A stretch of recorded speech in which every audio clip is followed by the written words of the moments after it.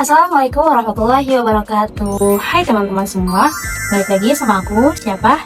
Ya, Eka Delia Putri. Pada video kali ini, aku seperti biasa akan mengajak kalian untuk mengulas materi pada minggu kemarin, Senin kemarin, yaitu materi kelompok 4. Nah, teman-teman, sebelum aku mengajak kalian untuk mengulas materi kelompok 4, aku akan menceritakan public speaking siapa yang kemarin maju. Siapa aja nih yang cosplay public speaking waktu pas Senin kemarin.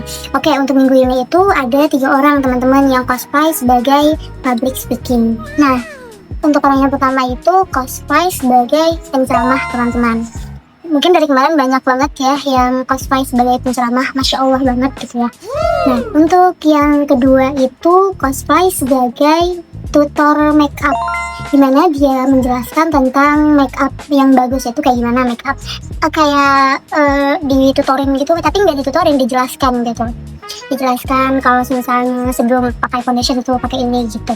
Nah, untuk yang ketiga itu cosplay sebagai penceramah lagi teman-teman. Dia itu menjelaskan tentang wanita solehah gitu. Banyak banget yang cosplay sebagai penceramah, Insya Allah.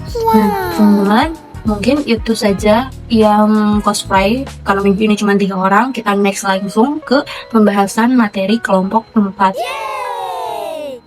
Nah, pada video kali ini itu aku akan mengajak kalian untuk membahas tentang materi kelompok 4 kan, tentang syarat-syarat, faktor pendukung, dan juga faktor penghambat dalam public speaking. Seperti yang kita ketahui teman-teman, public speaking itu bukan cuma ngomong di depan umum, berani ngomong di depan umum gitu ya, tapi tentang bagaimana pesan yang dapat kita sampaikan itu bisa dipahami oleh audiens dan diterima baik oleh audiens. Nah, langsung aja kita ke pembahasan yang pertama, yaitu adalah syarat-syarat public speaking. Nah, untuk syarat-syarat audiens itu sangat penting teman-teman, tapi yang paling penting itu adalah analisis dulu audiensnya. Kita harus tahu dulu siapa audiens yang akan kita berikan pembahasan. Nah, kita harus tahu nih apa kebutuhan yang mereka inginkan dan seberapa jauh pengetahuan materi tentang yang akan kita jelaskan kepada audiens itu sendiri. Makanya penting untuk kita menganalisis nih siapa audiens yang akan kita public speaker itu bicarakan gitu, yang akan public speaker itu menjelaskan kepada audiensnya. Nah, untuk yang kedua itu adalah penguasaan materi. Ini juga sangat penting teman-teman, karena kalau misalnya materi kita tidak dikuasai, kita akan gugup dan kita akan merasakan takut salah di depan. Jadi kalau misalnya itu penguasaan materi itu sangat penting teman-teman, agar mudah dipahami juga oleh audiens. Nah, untuk selanjutnya itu adalah kesiapan mental, dimana kesiapan mental juga ini penting banget teman-teman, karena kalau misalnya mental kita nggak siap, kita pasti bakalan gugup di depan orang lain, di depan audiens kita. Makanya mental itu harus dipersiapkan. Kita bisa mempersiapkannya dengan latihan dengan rutin, seperti latihan di depan kaca ataupun latihan ngomong di depan kamera begitu teman-teman. Sering-seringlah latihan. Nah, next untuk pembahasan yang selanjutnya itu adalah struktur public speaking. Nah, struktur atau kerangka public speaking itu yang pertama itu adalah pembukaan yang menarik, dimana kita sebagai speaker kita harus membuka acara itu, membukanya itu dengan hal-hal yang menarik. Kita bisa menceritakan cerita singkat ataupun kita bisa mengajukan pertanyaan untuk audiens supaya audiensnya itu tertarik dengan materi yang akan kita bahas begitu. Nah, lalu itu adalah tujuan yang jelas. Nah, supaya apa teman-teman? Tujuan yang jelas itu supaya audiens tahu nih arah pembahasan kita gitu teman-teman. Jadi kalau misalnya tujuannya sudah jelas, maka audiens itu bakalan tahu arah pembicaraan yang akan kita bicarakan begitu. Nah, dan selanjutnya itu adalah isi yang struktur, di mana kita harus menyusun isi yang struktur itu agar mudah dipahami begitu teman-teman. Nah, untuk yang selanjutnya itu adalah puncak penyampaian, dimana bagian paling penting yang ingin ditekankan, seperti puncak penyampaian itu contohnya kayak kita akan membahas tentang wanita solihah, maka wanita solihah itu harus kita tekankan.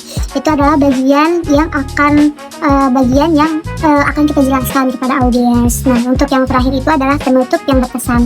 Penutup yang berkesan itu supaya audiensnya itu ingat terus sama materi yang sudah kita jelaskan gitu.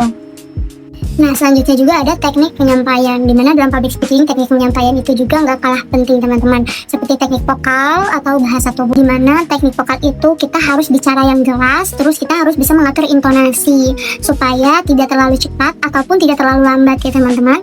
Nah, adapun body language itu sendiri, body language itu seperti gerakan tangan, gerakan tangan, ekspresi wajah atau kontak mata. Itu juga bisa membantu memperkuat pesan yang akan diucapkan oleh sang speaker gitu.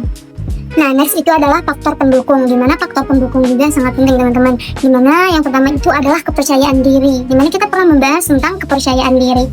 Karena kalau misalnya kita percaya diri, maka audiens juga akan percaya kepada kita sebagai speaker. Kalau misalnya kita nggak percaya diri, maka audiens juga akan ragu dengan materi yang akan speakernya itu sampaikan, gitu. Begitu teman-teman.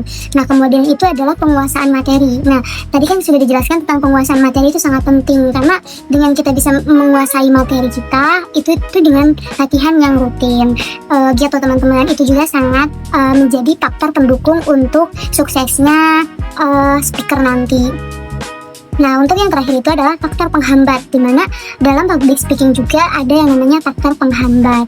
Nah, misalnya itu faktor penghambat itu contohnya itu seperti rasa takut atau cemas, pasti itu akan membuat kita gugup dan salah dan tidak fokus teman-teman, ataupun kurang percaya diri, nah dan kurang latihan dan kurang penguasaan materi. Itu akan membuat kita akan membuat penghambat untuk speaker nanti teman-teman. Makanya ada faktor penghambat, makanya banyaklah latihan dan banyaklah untuk membaca materi. Mungkin cukup sekian yang bisa saya sampaikan, kurang lebihnya mohon maaf. Wabillahi taufiq wal hidayah. Wassalamualaikum warahmatullahi wabarakatuh. Sampai jumpa di learning journal berikutnya. Bye teman-teman semua.